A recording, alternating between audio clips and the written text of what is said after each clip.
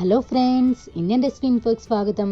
ఈరోజు మన వీడియోలో జున్ను పాలతో జున్నుని ఇంట్లోనే చాలా సింపుల్గా టేస్టీగా ఏ విధంగా తయారు చేసుకోవాలో చిట్కాలతో సహా చూసేద్దాం.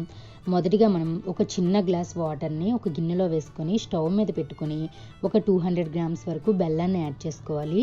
ఫ్రెండ్స్, ఇక్కడ బెల్లం కొద్దిగా ఇసుక ఎక్కువగా ఉంది కాబట్టి ఈ విధంగా నేను వాటర్లో కరిగించి పాల్లో యాడ్ చేస్తున్నాను. మీరు మంచి బెల్లాన్ని తీసుకున్నట్లయితే డైరెక్ట్గా పాల్లో వేసి బెల్లం కరిగించుకొని వడబోసుకోవచ్చు.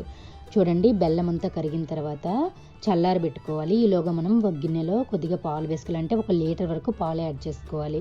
ఇందులోనే మనం కరిగించిన ఈ బెల్లం సిరప్ని చల్లారిన తర్వాత వడగట్టుకుంటూ వేసుకోవాలి. చూడండి, ఈ సిరప్ అంతా వేసిన తర్వాత స్పూన్తో ఒకసారి మంచిగా కలుపుకోవాలి. చూడండి, ఈ విధంగా మనం మంచిగా కలుపుకున్నట్లయితే బెల్లం అంతా మంచిగా కలిసిపోతుంది పాల్లో.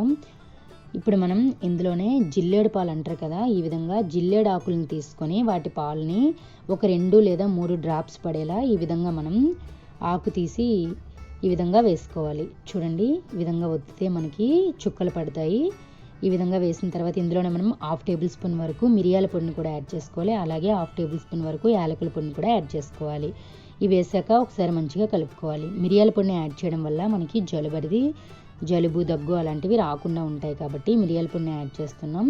చూడండి, ఈ విధంగా మంచిగా కలుపుకున్నాక ఈ విధంగా పాలుకి సరిపోయేంత డబ్బాని తీసుకోవాలి. దానికి మూత ఉండేటట్లు చూసుకోవాలి. చూడండి, ఈ విధంగా ఈ డబ్బాలో పాలన్నింటినీ వేసుకోవాలి.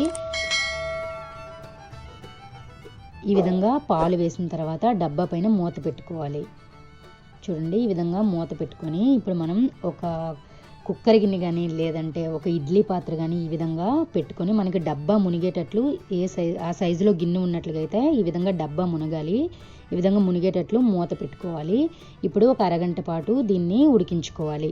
చూడండి, ఇందులో మనం అడుగున ఒక 2 లేదా 3 గ్లాసుల వరకు వాటర్ వేసుకొని ఈ విధంగా డబ్బా పెట్టి మనం అరగంట సేపు మనం ఉడికించుకోవాలి. ఈ విధంగా ఉడికించుకున్నట్లయితే మనకి జున్ను అనేది మంచిగా ఉడుకుతుంది. ఆ తర్వాత ఒక గంట పాటు ఫ్రిడ్జ్లో పెట్టుకొని తీసుకున్నట్లయితే మనకి జున్ను అనేది ముక్కలా తయారవుతుంది. చూడండి, చాలా టేస్టీగా ఉంటుంది. ఫ్రెండ్స్, మీరు కూడా తప్పకుండా ట్రై చేయండి.